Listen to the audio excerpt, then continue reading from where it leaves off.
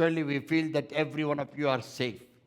Every one of you are blessed. Your families back home, wherever they may be. Sometimes you may not be able to have time to pray with us here, or you may be thinking that better not to take pastor's time, but you can call me or send me message, and surely I'll be praying for your brothers, sisters, husband, wife, sons and daughters, whatsoever the prayer request may be. Tonight we also would like to tell you one important thing, that as we are going to hear this message, let us check up ourselves that what is the change that God has given unto me, the faith that I have put into God. The faith must bring the changes in our life, and we have to check it up. In the beginning, in the starting of the service, I said, we always go to the hospitals, we check up, we give our blood, and we check up our kidneys, our liver, our profile, lipid profile, they say. So that, everything is given unto us, the report, how much sugar is there, how much blood, potassium is there, what is our blood capacity, high pressure, low pressure, normal pressure, any type of defect in our blood. We go and check up.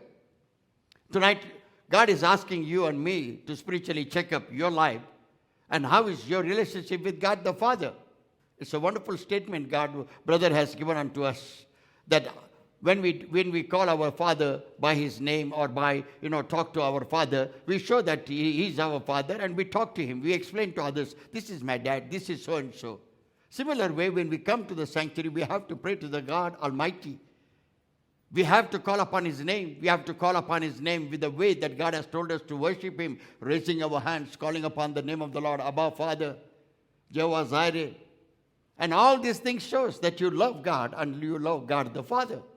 And this type of expression also shows in a practical life. Coming back to tonight's message, this message is going to be a message of completion. Right in the beginning, we are going to see the great doctrinal faith that the disciples had. And then we shall continue three important status that God wants us to check up. What manner of faith has increased in your life? Or what manner of changes have come because you have put your faith in the Lord? Number one, whether you have increased your capacity of reading the Holy Bible. Number two, your prayer life in faith. Number three, your fellowship with God in faith. And this message, as you are hearing, you can understand yourself and you prepare yourself to be a greater man and greater woman in the faith of God. Hebrews chapter 6, verse 1 and 2, the Bible clearly says, this is the doctrinal faith that God has given unto us in the book of the New Testament. Therefore, leaving the principles of the doctrine of Christ, let us go on unto perfection, not laying again the foundation of repentance from dead works, and of faith toward God. The Bible clearly says this book of Hebrews is doctrinally written by Paul. Paul is given more importance. And whenever you read epistle of Paul or the letters of Paul, you must always think that what he is telling you. Because more than anybody else, he has talked to the individuals. He has talked to the young sons and daughters as my children. He has also spoken to the apostles and the disciples. He has spoken to the churches, saying that Church of Corinthia, Church of Ephesus, Church of Galatia, Church of Thessalonica. So clearly he has mentioned to each and everyone to boost their spirit, to strengthen their faith, and to increase their faith and love towards God. He always encouraged the individual, man and woman, those who are in Christ. Number two, he is always encouraging the churches. Number three, he is always encouraging the young sons and daughters to be like Christ and filled with the power and the anointing of God. His motive was that every man who knows Christ must be developed in his faith and in his activities and in his character. And the Bible clearly says in Ephesians chapter 2, he writes the letter to the church of Ephesus, Ephesians chapter 2, and he is declaring them a specific, faith statements or doctrinal statements where one has to be improved. Ephesians chapter 2, 8 to 10. For by grace are ye saved through faith, and that not of yourselves. It is the gift of God. Nobody shall boast, including the preacher. Nobody shall boast that I am like that, therefore God has saved me. No. You are a sinner, I am a sinner. Because we are a sinner, God has saved us.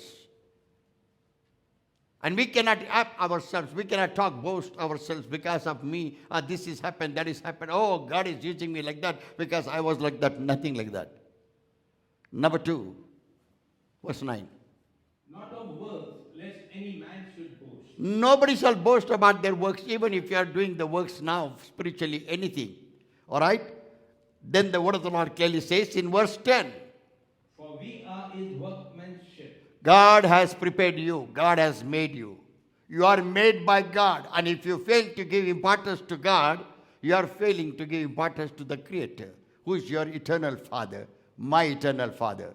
Come back to the word. Created in Christ Jesus unto good works. We are all created in Christ Jesus, same like Christ Jesus, for good works. Works not according to the word that speaks. That when you help others, that is a good work. You help somebody, those who have fallen down, that's a good work. You gave some money to some poor and needy, that's a good work. That is a good work for you. But what God is asking you to remember the good works, that is mentioned here. Number 1, Which God had before ordained that we should walk in them. go ahead. Wherefore, remember that ye being in time past Gentiles in the flesh, who are called uncircumcision by that which is called the circumcision in the flesh made by hands. After knowing all that, one has to come back to his understanding. Verse 8, please. Verse 8. I will read for you. Wherefore, for by grace you are saved through faith, and that not of yourselves, it is the gift of God. Verse 9. Not of works, lest any man should boast. For we are his workmanship, created in Christ Jesus unto good works. So we are created in Christ Jesus. For what? Good works. Then, which God hath before ordained that we should walk in them. We should walk in that good works. And when you are in faith, you are supposed to walk in faith. And that is one of the best work which pleases God. Because the Bible clearly says in Hebrews chapter 11 verse 6, your faith pleases God. Without faith, we cannot please God. So it is very, very important that every man and woman tonight, those who are hearing this message, should be able to understand that my faith must be stronger day by day. My faith must be increased day by day. We had so many other messages. In the beginning of the message, we saw that even Jesus was asking the disciples, where is your faith? Then he was asking them, increase your faith. Then Jesus was telling them, to the apostles, same way, that you shall increase your faith. And then in another chapter, the Bible clearly says, Jesus was explaining to the disciples to have faith and increase their faith and to also be strong in your faith. And also he was asking them, what happened to your faith? So every time Jesus was checking on their faith. And the Bible clearly says faith is the third gift of the Holy Spirit. God has given us this gift by the Holy Spirit of God. This is the third gift. And in the fruit of the Spirit, this is the seventh fruit. So faith must have a fruit. And that fruit you have to check up whether you are increased in your faith or you are decreasing in your faith. Is your faith up to date, which is pleasing to the Lord God Almighty? Is your faith bringing the reward of God? Is your faith making you to read the Bible as if you are talking to God and speaking to God? The Bible clearly says, any man who has increased in his faith will read the Bible as if he is talking to God. Not only that, he is listening from God. He will not say, brother, I completed 20 chapters today. And then he'll say, I completed the 20 chapters from Old Testament or New Testament. That's all. No, he will not say like that. A man who really reads the Word of God, having his faith towards God, he will say, I talked to God with the 20 chapters. God also spoke to me. God gave me instructions. God gave me guidances. And what's God's guidance in the book of the Holy Bible? From Genesis till Revelation.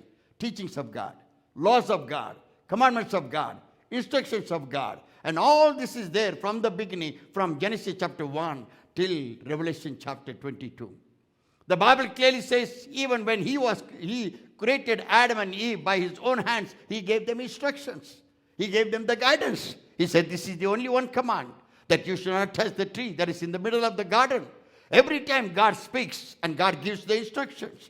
And tonight, when you see The apostles, those who are with Jesus Christ our Lord, they also received instructions from Jesus Christ our Lord. Jesus also gave them the instruction. What was the instruction? Acts chapter 6. We are going to read this Acts chapter 6, and then we are going to continuously see that what was the instruction given by Jesus Christ our Lord to the disciples. Jesus was very much concerned about their faith and what he was saying to them. Acts chapter 6, verse 6 and 7. Whom they set before the apostles, and when they had prayed, they laid their hands on them, and the word of God increased. The Bible clearly says, and the word of God increased or spread. Increased. Okay. And the word of God increased, and the number of the disciples multiplied in Jerusalem greatly. Okay. The Bible clearly says in Acts chapter 6, verse 6 and 7, the word of the Lord God Almighty spread everywhere, increased everywhere, and Multiplied in Jerusalem greatly. the numbers of the people were multiplied greatly. Why? Because the gospel was preached. Gospel was spread. And gospel increased. They did not only just, gave little teachings and they stopped after that. And after that they were, demonstrating something different. No. They were always giving them the instructions, guidances, teaching them the Old and the New Testament. This is Acts of Apostle after Jesus was resurrected and taken to kingdom of heaven. When he went and sat to the right hand of God the Father. After that, the Acts of Apostle or the works of the apostles are mentioned. And in that the Bible says, in Acts of Apostle, apostles were not quiet. They were spreading the word of God. They were telling about Jesus Christ our Lord. They were going and spreading the news about Jesus Christ, how he came down to this earth, how he died on the cross of Calvary, how he shed the blood on the cross, how he was buried in the tomb, how the tomb was sealed, how God the Father raised him up or raised him from the grave, and now he is seated in the heavenly places. They were declaring all through the gospel. And the word of the Lord clearly says in Acts chapter 12, verse 24, in Acts chapter 12, verse 24, the word of God grew mightily and multiplied. The word of God was always growing, growing, growing.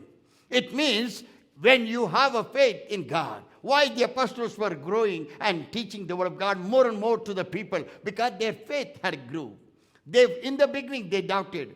Jesus said, I'm going to die on the cross of Calvary for the sake of the people.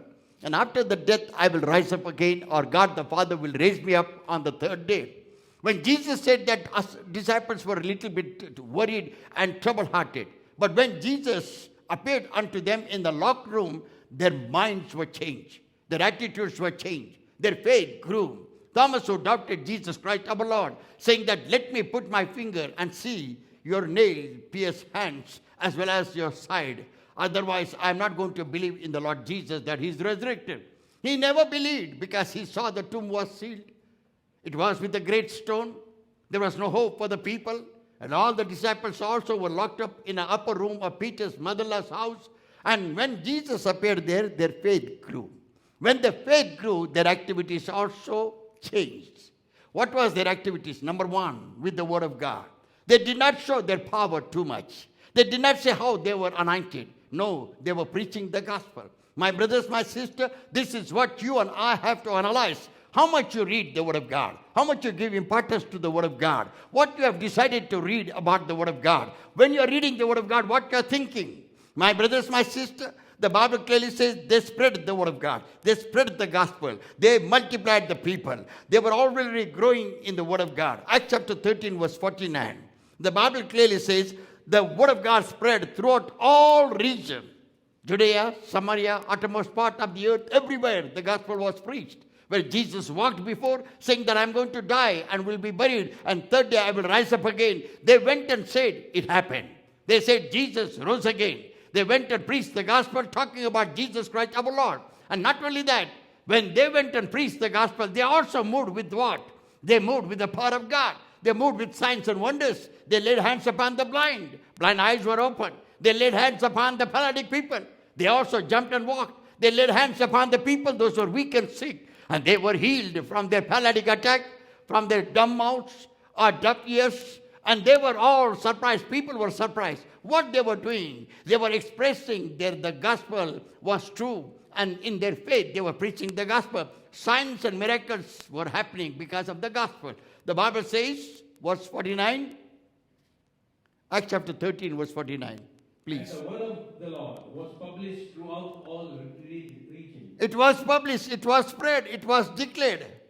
They went and published personally how Jesus Christ of Nazareth died. And now Jesus is no more, but he has anointed us. We have received the Holy Spirit. We have received that power. And they went on doing that. My brothers, my sister, why I have taken the apostolic doctrine today to tell you that the doctrine was started preaching by the apostle. The reason is when you also come in the Lord, when you also receive Jesus Christ as your Lord and Savior, when you dipped yourself or you took the water baptism and you buried your old man, your new nature has to begin with faith.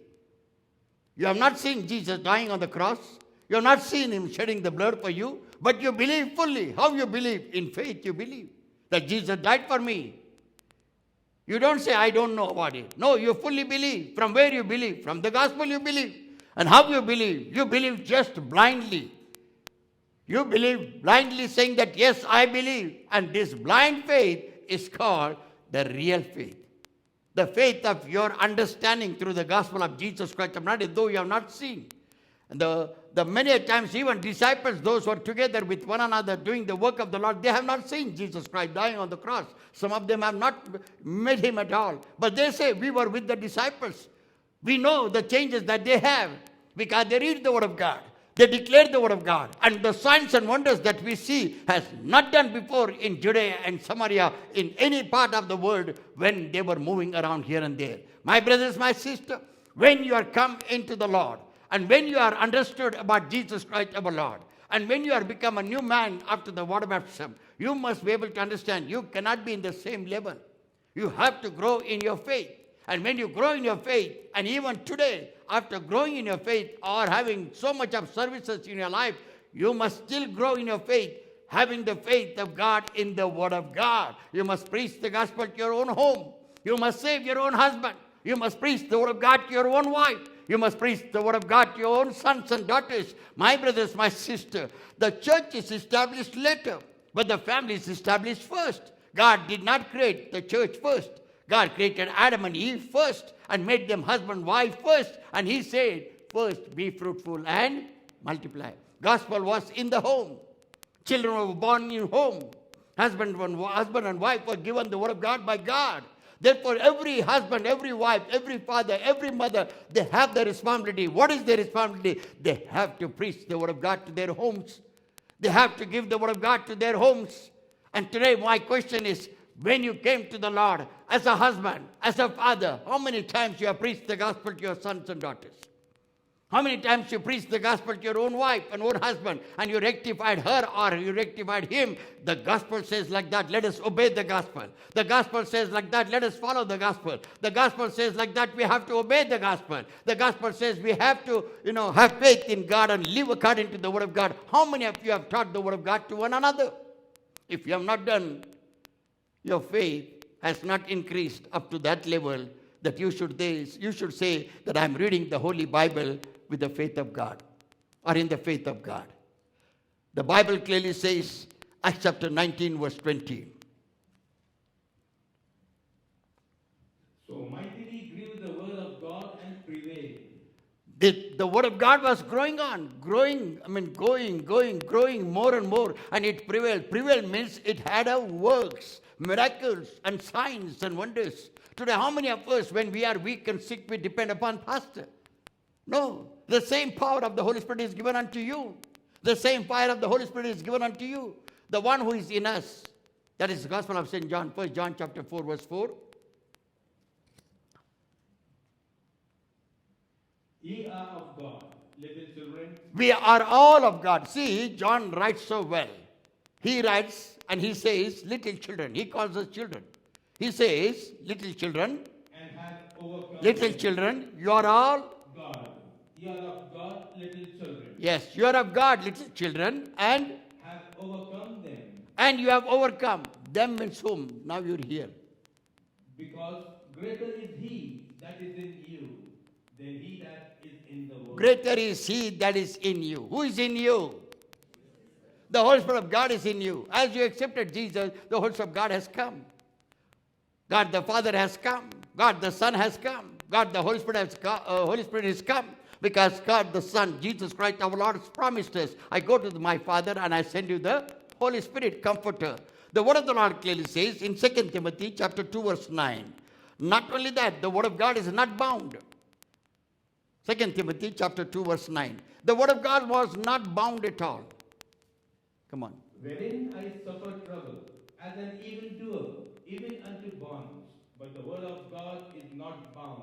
The word of God is not bound. It is not chained at all. It is released. It is open. And everyone has to have this understanding. The word of God is to be read, to be declared, to be proclaimed, to be taught to our own homes, where actually the blessing begins. Not outside, not from the church. First it begins in your home. When you have the word of God in your home, your husband will be right. Your wife will be perfect. They both will be faithful to one another. Your children will have the perfect blessings of God. Good health of God shall come unto them. They will have a wisdom and knowledge and understanding of God. Today, Christian marriages are breaking. Christian marriages between husband and wife, we have problems. The reason is because the word of God is not rooted in the family.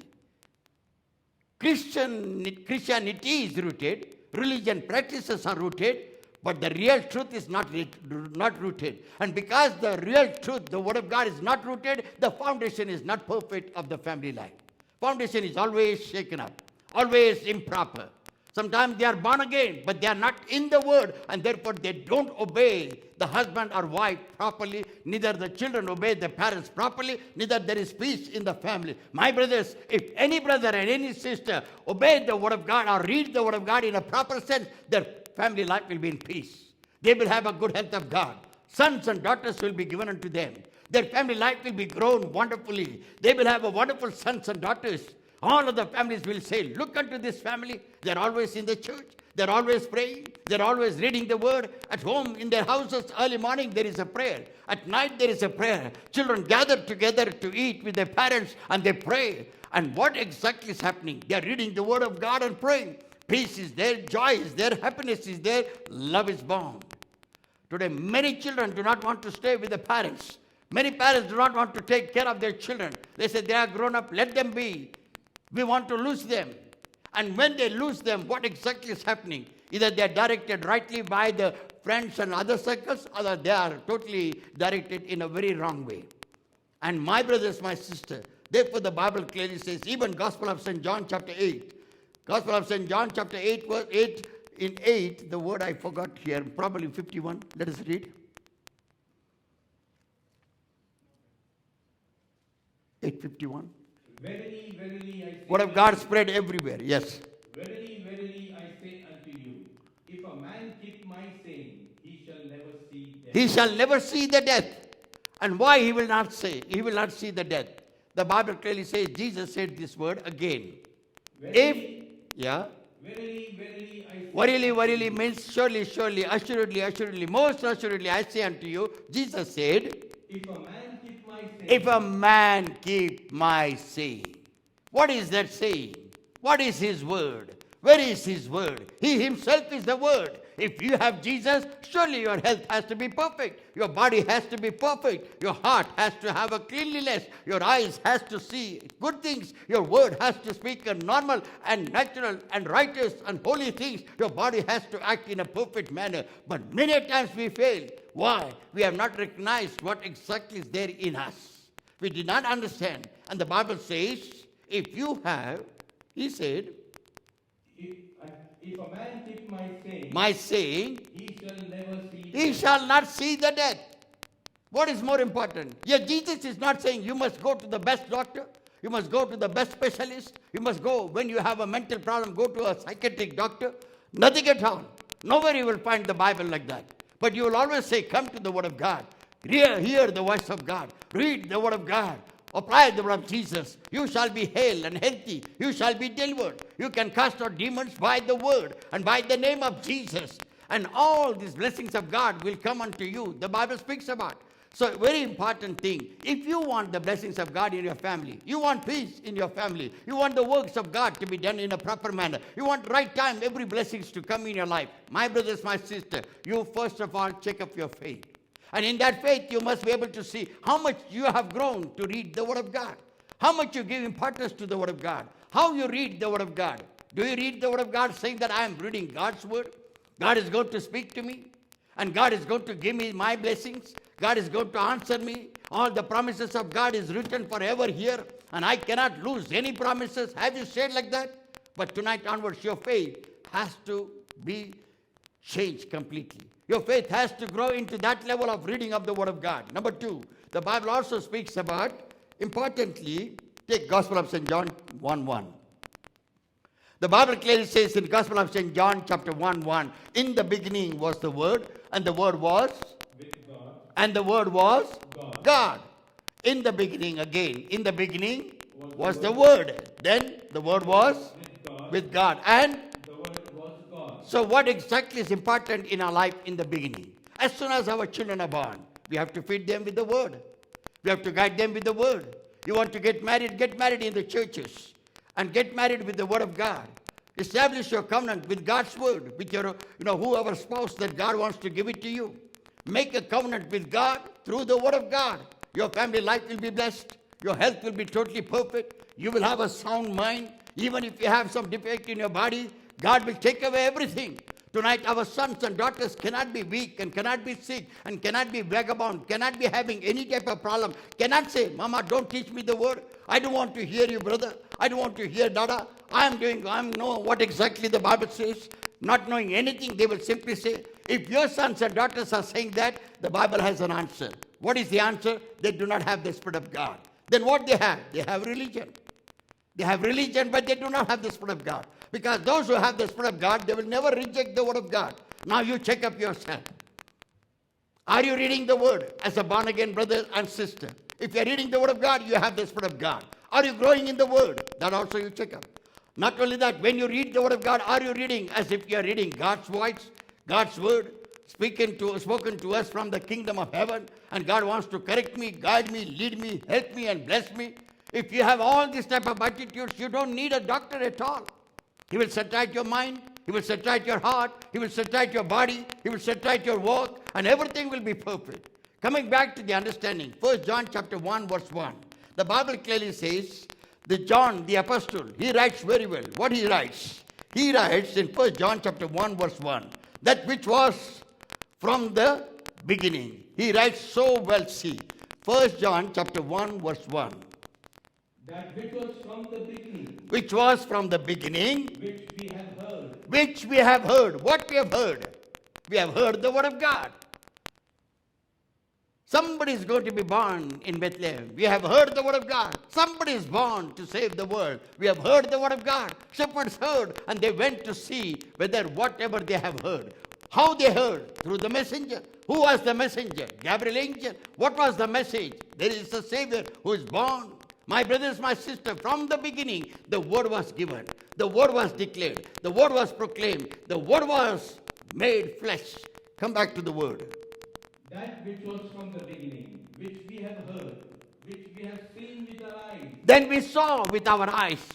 Word we heard, we saw in the manger, we saw living in Bethlehem, we saw in synagogue, we saw him all the places where he was preaching and teaching the gospel. When he was in the synagogue church, he opened the gospel. And when he opened the gospel, what did he read? He read, the Spirit of God is upon me, and I am appointed for the work of the Lord. What was the appointment? He has come to make the captives free, to heal the broken-hearted. And he has come to make the captives free. My brothers, my sister, he has read it. But he was reading about himself, that he has come to pay the penalty. He has come to give the account to God the Father. He has come to take the sins of the entire world. He has come to pay the penalty on the cross of Calvary. He wants to make the freedom for every man and woman, those who are bound by the devil and bound by the sin and bound by the sicknesses and all manner of captivity that's upon them. The word of the Lord clearly says, after that, which we have looked upon. And after that we saw, and therefore people marveled, what manner of man is this? We have seen him somewhere. Oh yes, we have seen him in Joseph's place. Isn't he Joseph's son? Isn't he Mary's son? Not only that, he is called carpenter's. Hello? Yeah, isn't he a carpenter's son? Because all the time he was working there. Young children do not want to work with their parents, but he was working there till God tells him, come on, now is the time, go and preach the gospel, prepare yourself.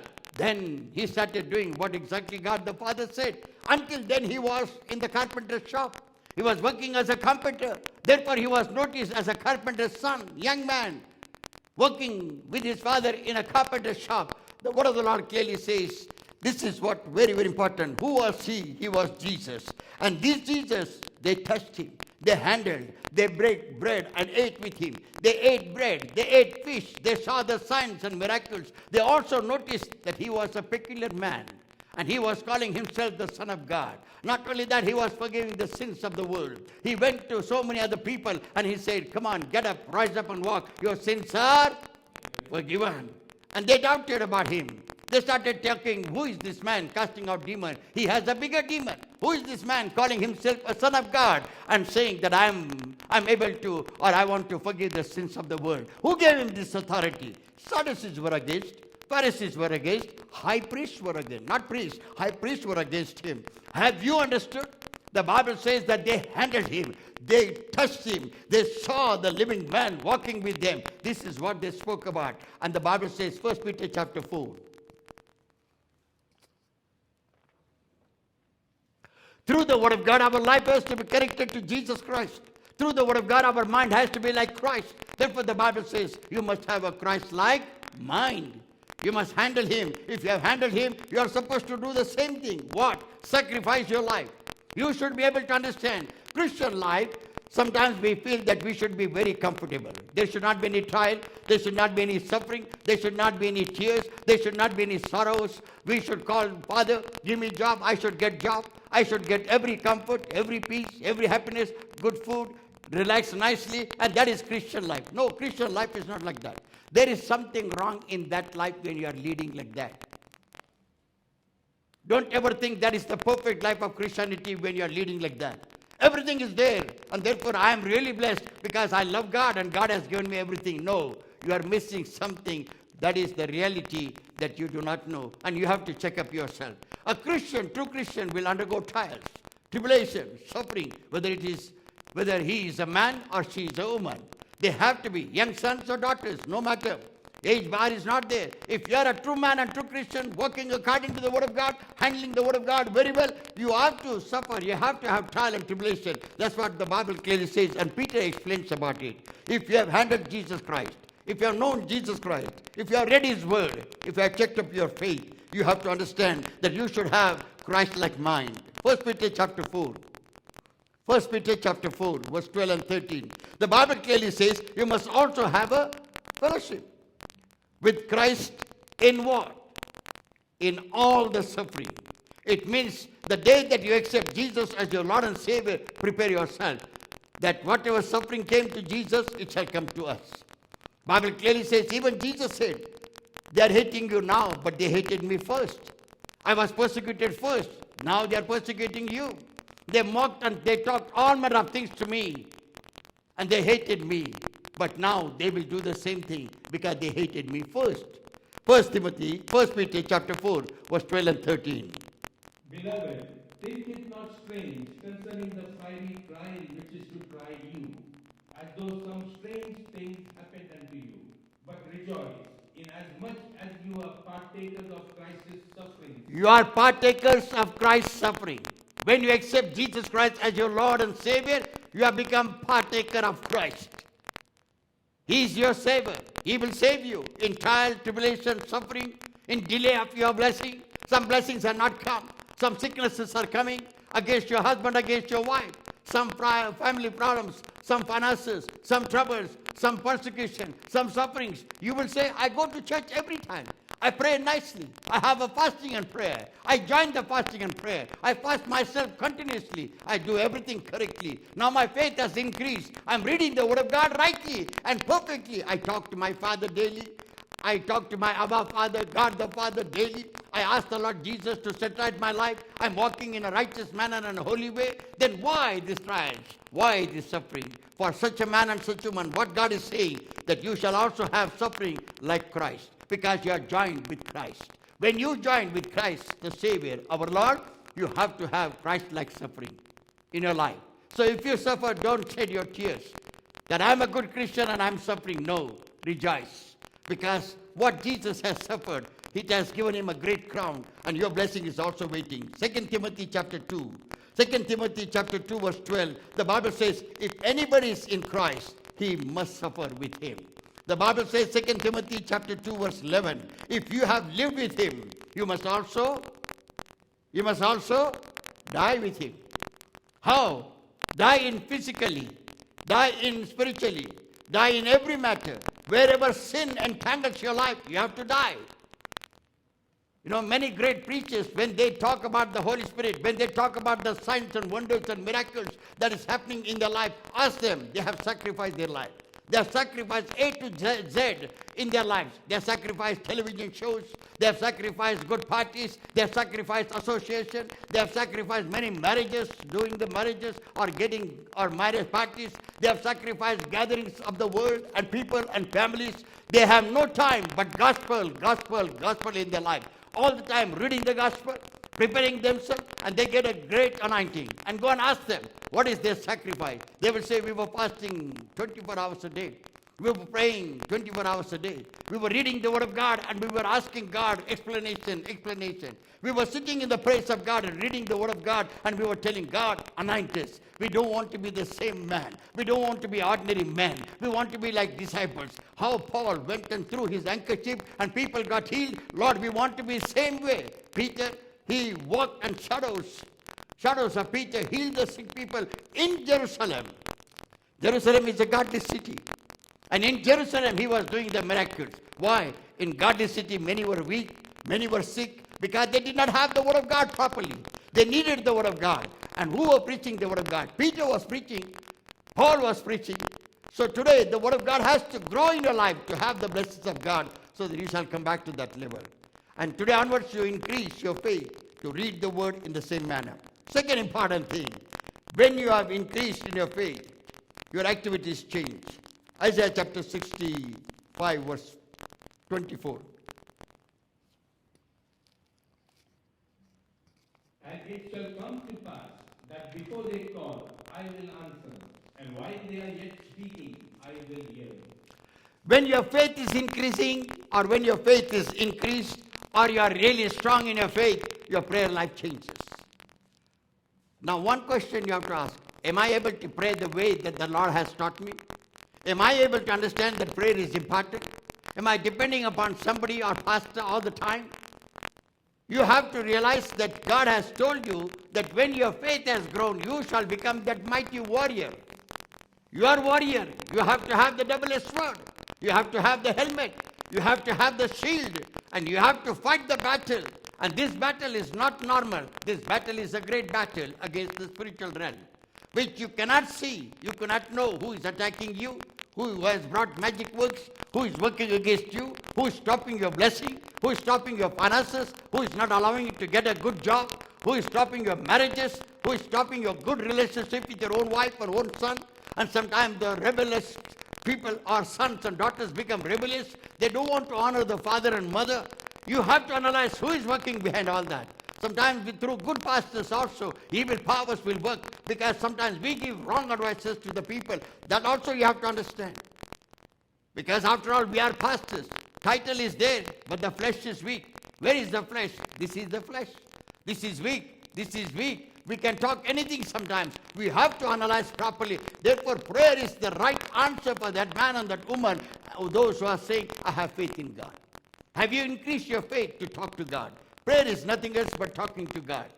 Prayer is, generally we always make a prayer. Lord, give me good vehicle, give me good job, give me good finances, give me best salary, give me best position, give me good marriages, give me this, give me that, give me more gold because I want to travel. Give me this one, give me that one. Lord, now I'm sick and I'm weak, heal me.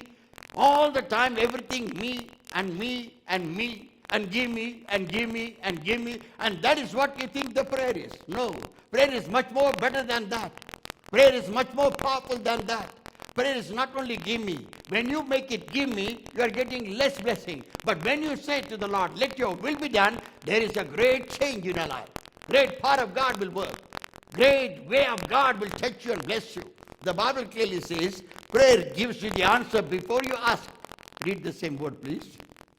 And it shall come to pass that before they call, I will answer. This is in the Old Testament. Isaiah the prophet says, the God the Father says that before you talk to God, God knows what is required for you.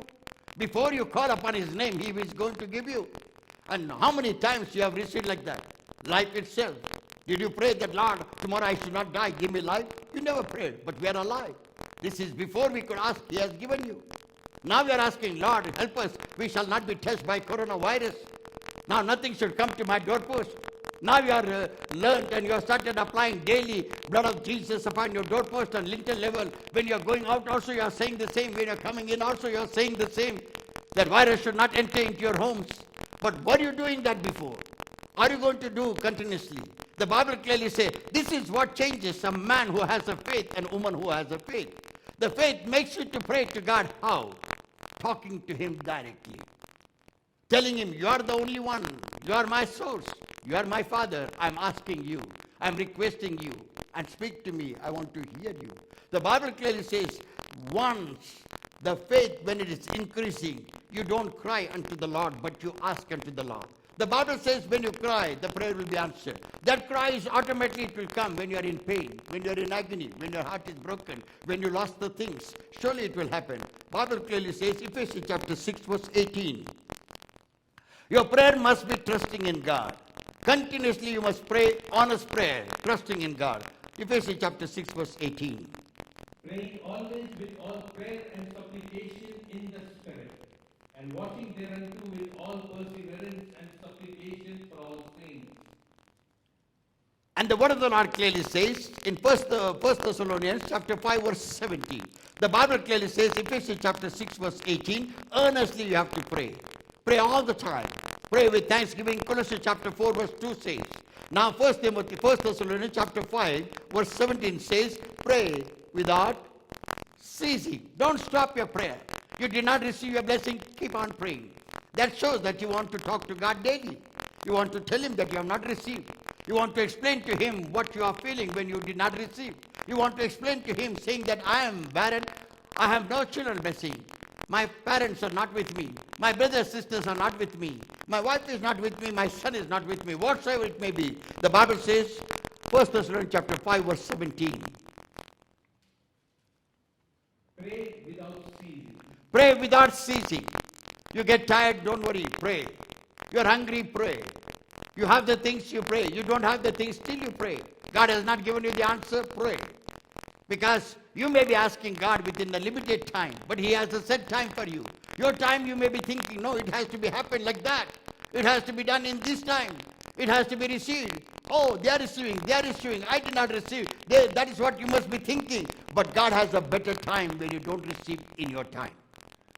God has a better plan for you to give you in that time. And when you receive in that time, that blessing will be good. That blessing will be peaceful. That blessing will be joyful. That blessing will be for the long time. Where the prayers are answered? In the congregation.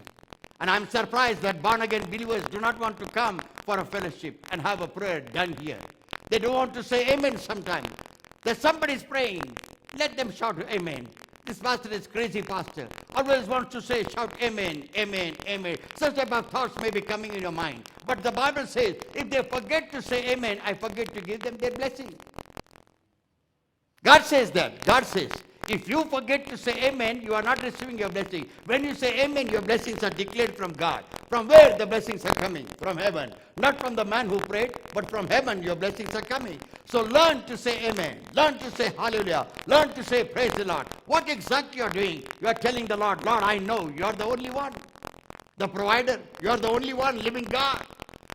Oh, I praise you because you are created me for praising you. And that's what you explain to Him through prayers. And this man and this woman, who does that? The one who has increased in his faith.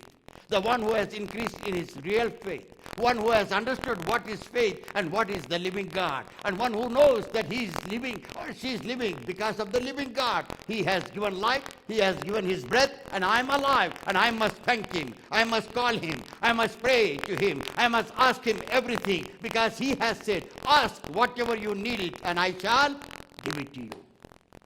Never stop asking. A man who grows in the faith will continue. The Bible clearly says in James chapter 5, so many things the Bible speaks about. But here it says, the effective and fervent prayer of a righteous man availeth much. It means every man and every woman, before they pray, they must be righteous. Pastor must be righteous. Man must be righteous. Worshippers must be righteous. They must confess their weaknesses and sins which entangles their life. I must also, by my mouth, by my thoughts, by my eyes, by my words, there might be anything that there are chances that the sin should enter or sin enters in my life. The Bible clearly says, according to James chapter 5, the righteous man's or effective prayer of a righteous man prevaileth much. How a man and woman can become righteous? By confession, by praying a right prayer, by asking God to confess and repentance. If your prayer does not carry confession and repentance, your prayer is not going to answer in a right manner. You're not going to get a right answer. Answer may come, it may not be right. So remember, this is also very important. Who does this prayer? The man who knows that sin cannot bring blessings of God. A woman who can understand that unrighteousness, God does not like it. She and he will always pray, God, forgive my sins.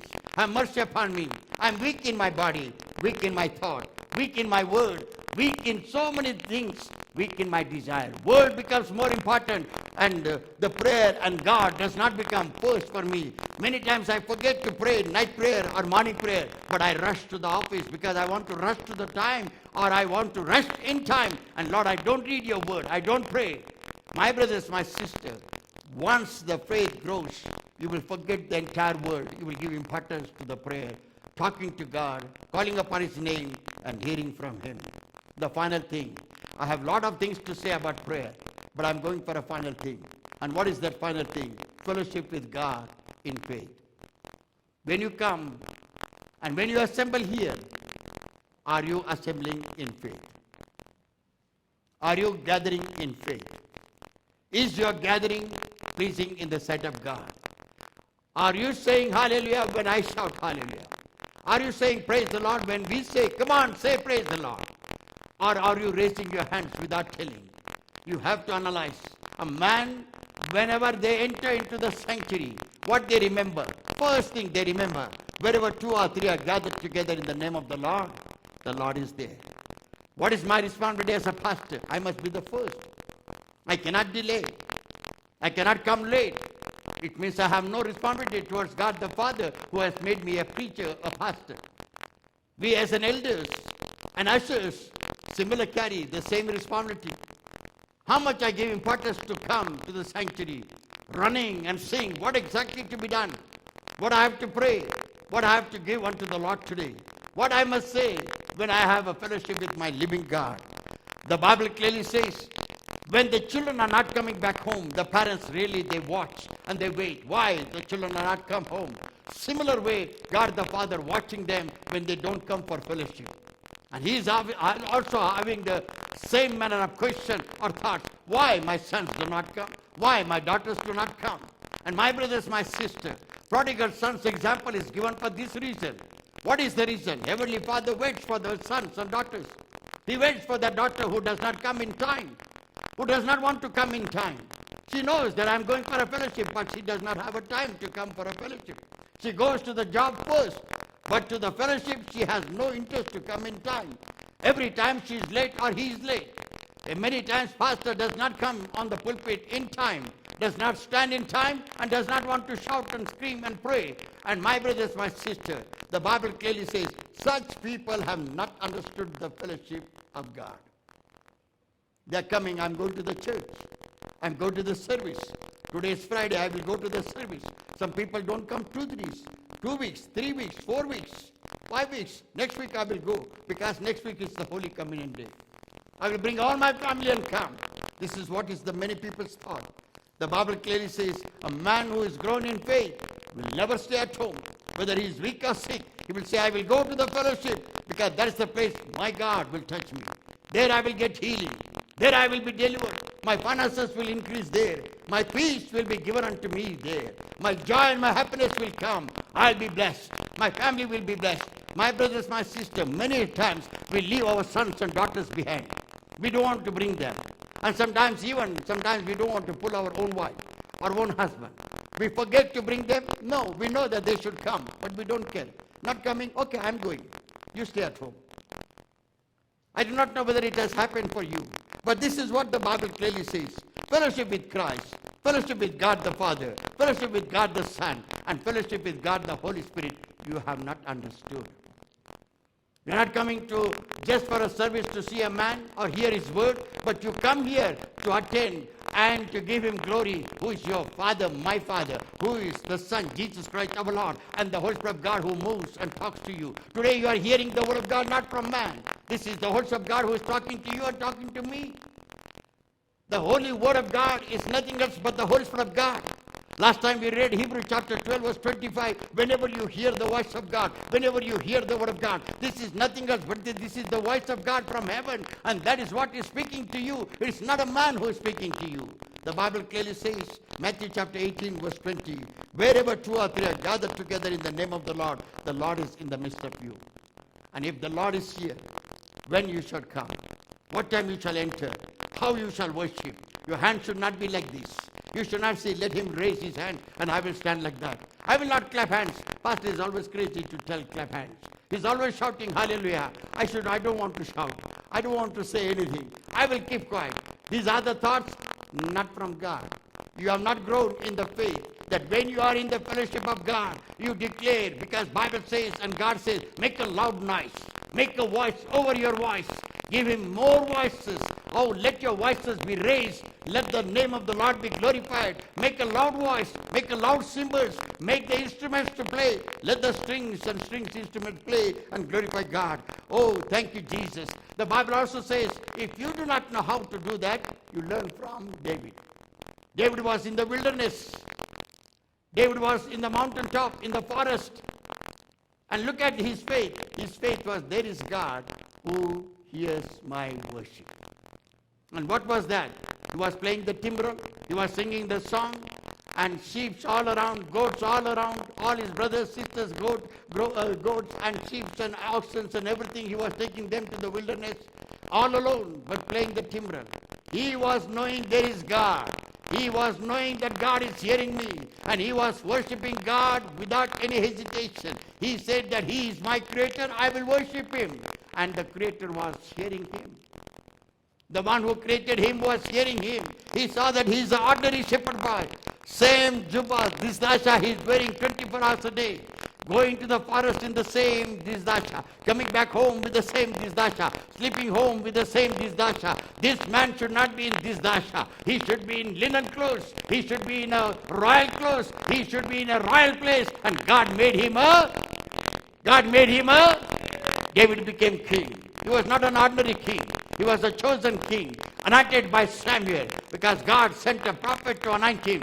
When you are praising and worshiping God, when you come for a fellowship, God himself sends a man of God, or God sends the Holy Spirit of God to touch you, to bless you, to anoint you, to give you a blessing. Where the breakthrough blessing comes, when the healing comes, when the deliverance comes, when financial increase comes, God will not speak to the man of God unless and until he is interested with the people. Man of God is not important here who is prophesying. The people are more important. Why? God is making the man of God a servant of God to speak over the people. Why? Because man of God is important? No. The woman, the man who is worshipping God in fellowship, they are important. That's why God is telling, go to him. Tell him about his finances. Go to her. Tell her about her increase. Go to her. Tell her that her husband is healed. Go to her and go to him and tell him your house will be set right. My brothers, my sister, this is the work of the Lord when you come for a real fellowship. You must have that fellowship.